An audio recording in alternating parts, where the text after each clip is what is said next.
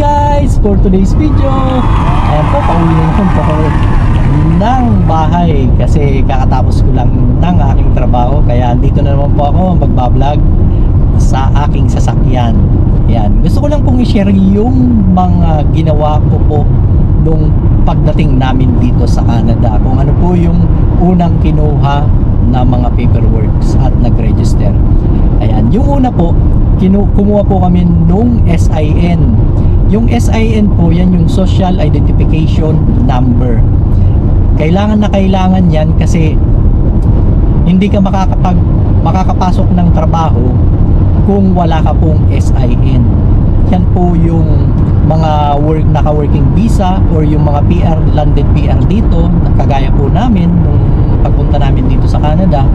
Yan ang isa sa pinaka-importante kailangan mo pag nag-apply ka ng trabaho, kasi andyan na yung lahat ng personal information mo, ilalagay po dyan pag tinignan yung SIN mo. At advice lang, yung mga baguhan dyan, yung mga SIN po, hindi basta-basta po yan na pinipicturan and then ipinopost po sa social media or nga, kahit nga isend mo sa messenger. Napaka-delikado po kasi andyan na lahat yung mga information mo, at lalong-lalo na pag nakuha yan nung mga gumagawa ng masama dito, yung gumagawa ng mga kalukuhan, yung mga scammer, ginagamit yung information mo, pwede kang maging kriminal at magkakaroon ka ng record sa pulis. Kaya sa mga baguhan, advice lang, huwag basta-basta ititiwala yung inyong SIN. Ayan po. Yung pangalawang ginawa po namin doon, nag-open na po ako ng bangko.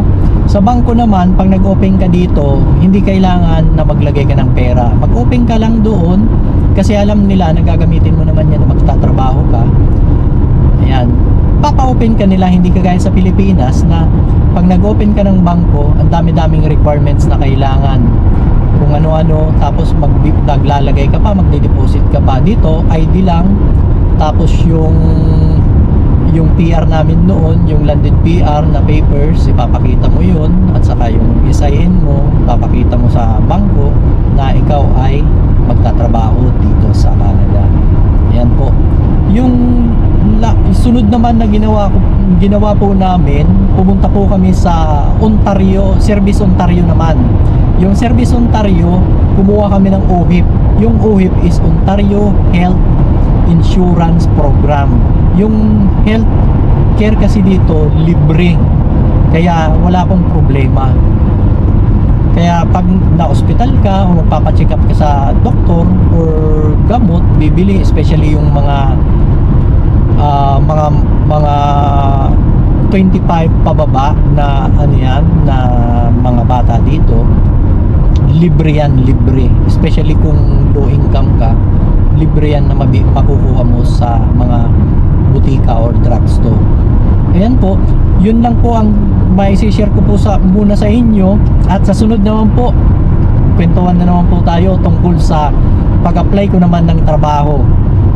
At huwag nyo pong kakalimutan na mag-like, comment, and share, and follow and subscribe. Thank you for watching. Bye-bye!